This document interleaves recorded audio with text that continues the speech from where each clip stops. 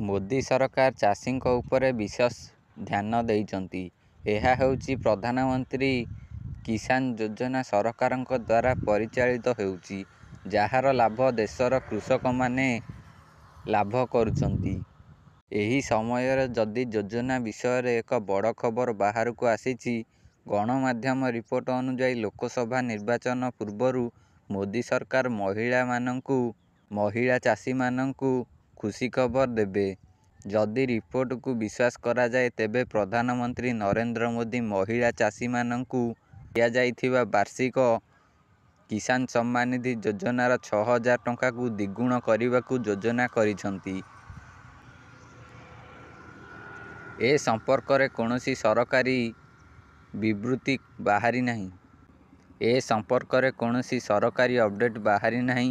ଯଦି ସରକାର ଏହି ଘୋଷଣା କରନ୍ତି, ତେବେ ମହିଳା କୃଷକମାନେ ପ୍ରତିବର୍ଷ କେନ୍ଦ୍ର ସରକାରଙ୍କ ଆକାଉଣ୍ଟରେ 12,000 ଟଙ୍କା ପାଇବେ। ବର୍ତ୍ତମାନ ସରକାର ସମ୍ମାନ ନିଧି ଆକାରରେ ଦେଶର କୃଷକଙ୍କୁ ବାର୍ଷିକ 6,000 ଟଙ୍କା ପ୍ରଦାନ କରୁଛନ୍ତି।